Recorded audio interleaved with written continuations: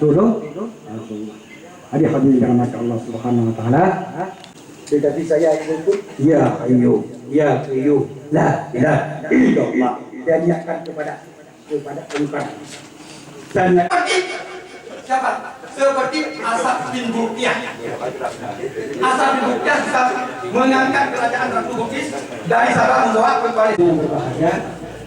Habib ini umurnya belum sampai 30 tahun. Karena lahir beliau 20 Rajab, yaitu 1413 Hijriah. Kalau salah benda. betul kan? Beliau lahir 20 Rajab 1413 Hijriah. Kalau kita kurangkan 1441 kurang dapatlah 20 lah. Masih muda. Hadirin dirahmati Allah Subhanahu wa taala, mendengarkan tausiah kita pada yang bahagia ini.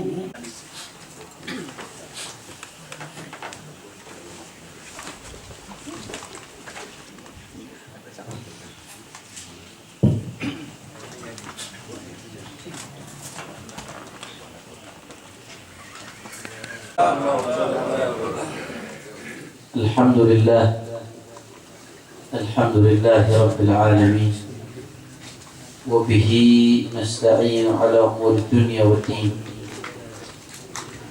Allahumma fassalli wa sallim wa barik wa karrim wa majid wa azim ala sayyidina wa habibina wa syafi'ina wa nuri qulubina Muhammad. Allahumma salli wa sallim al-Fatih lima ughliqa wal khatim lima sabaq, ناصر الحق بالحق والهادي إلى الصراط المستقيم وعلى آله وصحبه حق قدره ومقداره العظيم يا فتاح يا عليم. أما بعد، الحمد لله صاحب البيت Tengku Firman, mudah-mudahan dimuliakan oleh Allah Subhanahu wa taala.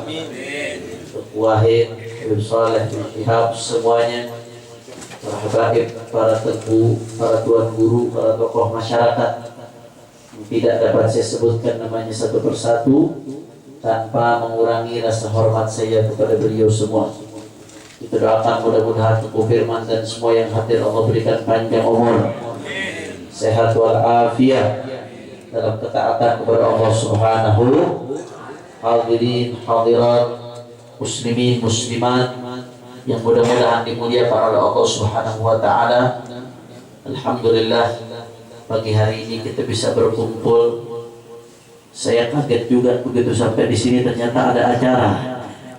Nah, soalnya saya tahunya acaranya di masjid, tapi alhamdulillah kita berkumpul pagi hari ini bisa bersilaturahmi. Mudah-mudahan perkumpulan kita diberkahi oleh Allah Subhanahu wa taala. Luar biasa tadi kita lihat bagaimana semangatnya Tengku Firman kepada kita, menjadikan kita bersaudara setelah kita bercerai-berai. Dahulu kala kita tidak saling mengenal, kita tidak ada hubungan apa-apa, kita beda suku, kita beda bahasa, kita beda warna kulit, kita tidak mengenal satu sama lain. Yang Afrika dengan Afrikanya, yang Arab dengan Arabnya, yang Eropa dengan Eropanya, yang Indonesia, Melayu, Jawa, Madura, Bugis, Dayak dengan sukunya masing-masing. Tapi begitu Nabi Muhammad SAW datang, saya dan Anda dilahirkan bersaudara. Anda di Aceh, saya di Jakarta. Sebelum kita diikat dengan ikatan persaudaraan apapun, kita telah diikat oleh baginda Nabi SAW dengan ikatan persaudaraan menjadi umatnya baginda Nabi besar Muhammad sallallahu alaihi wasallam. Alhamdulillah. Makanya luar biasa ikatan Islam ini, luar biasa. Ikatan Islam ini sampai-sampai diungkapkan oleh Nabi sallallahu alaihi wasallam, "Matsalul mu'minina fi tawaddihim wa tarahumihim wa ta'atufihim kamathalil jasadil wahid. Idza ishtaka minhu 'udwun tada'a lahu sa'irul jasadi fis sahari wal humma." Kata Nabi Muhammad SAW, perumpamaan orang-orang yang beriman di dalam persaudaraan di antara mereka kamathalil jasadil wahid, seperti satu tubuh, saudara. Satu tubuh itu kalau gigi lagi sakit gigi, bolong, nyut-nyutan. Gigi yang sakit, Bu, saya mau tanya, kira-kira kepala ikut sakit atau tidak? Sakit. Padahal yang sakit gigi sakit, kaki ikut-ikutan malas mau jalan kemana-mana kalau udah sakit gigi. Bawaannya mau istirahat aja di rumah, betul? Padahal yang sakit gigi sakit, kuping ikut-ikutan malas mau dengar omongan orang. Kalau ada yang berisik, bawaannya pengen timpuk, saudara. Kalau udah sakit gigi nggak boleh orang yang berisik. Padahal yang sakit gigi atau kuping? Gigi. Artinya apa? Sangat betul perumpamaan yang disampaikan oleh Nabi. Seperti satu tubuh. Ada yang sakit, yang lain ikut merasakan sakit. Gigi sakit, tapi kaki ikut-ikutan malas untuk jalan. Yang sakit gigi, kepala ikut pusing. Yang sakit gigi, telinga ikut-ikutan tidak enak untuk mendengarkan suara yang lain. Inilah perumpamaan persaudaraan umat Islam, saudara. Pesan ini pula yang dibawa melalui 212. 212 yang merupakan aksi bela Al-Quran pada awalnya. Itu adalah aksi persaudaraan. Di situ kita diajarkan bahwasanya ada hal yang lebih tinggi, lebih penting ketimbang sekat-sekat ormas, sekat-sekat suku, sekat-sekat budaya, ketimbang sekat-sekat bahasa. Apa di atas itu semua? Di atas itu semua kita dijadikan oleh Allah sebagai umat baginda Nabi besar Muhammad. Mohon maaf Pak Bu, mohon maaf. Saat ini kita lihat sedih luar biasa. Ada penyakit fanatisme yang merebak di tengah-tengah umat.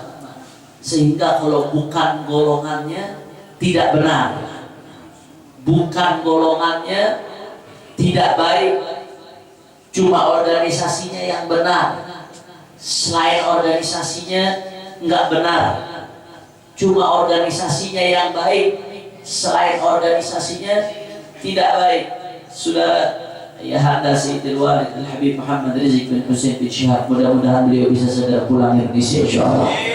Beliau selalu mengingatkan saudara, organisasi yang ada, kata beliau, hanya ibarat kendaraan, bukan tujuan. Ibarat kendaraan, tujuannya adalah ridho Allah dan Rasulnya, saudara. Cuma kendaraan yang akan menyampaikan kita. Silahkan beda-beda kendaraan, tidak ada masalah. Selama tujuannya satu, tujuannya benar, mencari ridha Allah, mencari ridha Rasul dengan cara yang diridhai oleh Allah dan Rasul, maka ikuti kendaraan tersebut, saudara. Tapi kalau sudah coba-coba ada kendaraan yang belok, kira-kira ikut atau jangan? Jawab yang kompak, kalau belok ikut atau jangan? Kita pengen sampai ke tujuan, bukan ikut kendaraan. Jangan. Apalagi kalau ada supirnya mabok, saudara. Kalau ada supirnya mabok, kira-kira tetap ikut atau turun? Antara dua, antara ganti supir atau ganti kendaraan, betul?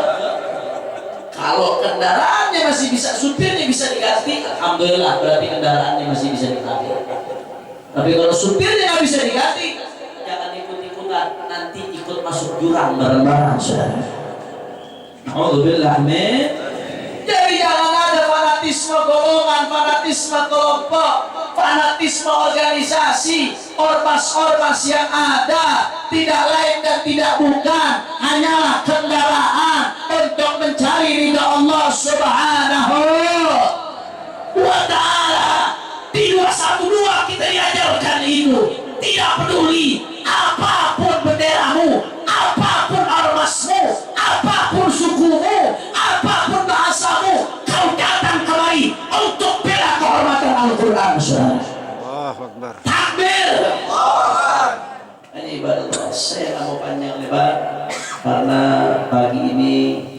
dulu saya harus di bandara dan masih ada beberapa tempat lagi yang harus saya kunjungi sebelum saya ke bandara.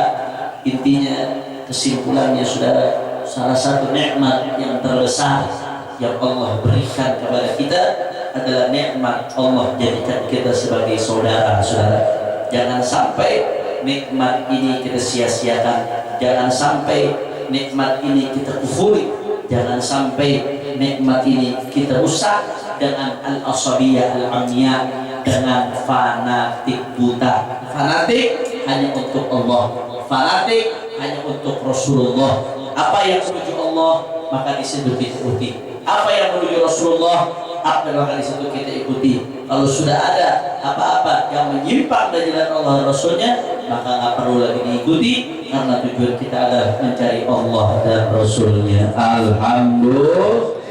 Mudah-mudahan saudara, Allah melindungi kita, Allah berkahi kita, Allah jaga kita, semua urusan kita dimudahkan oleh Allah Subhanahu wa taala, semua hajat-hajat kita dikabul oleh Allah Subhanahu wa taala. Allahumma ja'al jam'ana hadza jam'an marhuma wa tafarruqana min ba'dihi tafarruqan ma'suma wa la taj'al ahadan fina wa la minna wa la ma'ana syaqiyan wa la mahruma. Rabbana atina fid dunya hasanah wa fil akhirati hasanah wa qina adzabannar. Rabbana ighfir lana wa liwalidina warhamhum kama rabbawna shighara. Wa sallallahu ala sayyidina Muhammad wa alihi wasallam walhamdulillahi rabbil alamin. Terakhir sama-sama mari kita baca talqin dzikir. Saya yang baca la ilaha illallah, baru nanti lain semuanya baca. Insyaallah mudah-mudahan semuanya husnul khatimah. Amin ya rabbal. Qala sallallahu alaihi wasallam, afdalu ma qultuhu ana wa nabiyyuna min qabli la ilaha illallah. Semua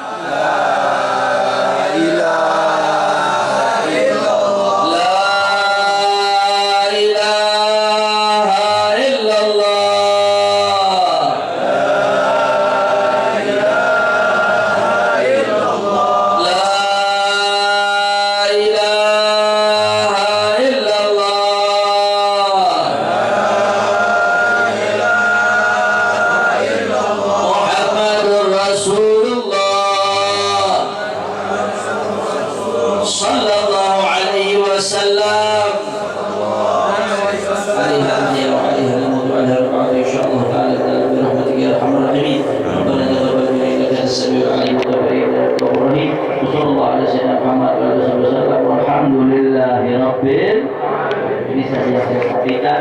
Lebih kurangnya mohon maaf. Hadani Allah iyyakum ila siratal mustaqim. Assalamualaikum warahmatullahi wabarakatuh. Waalaikumsalam.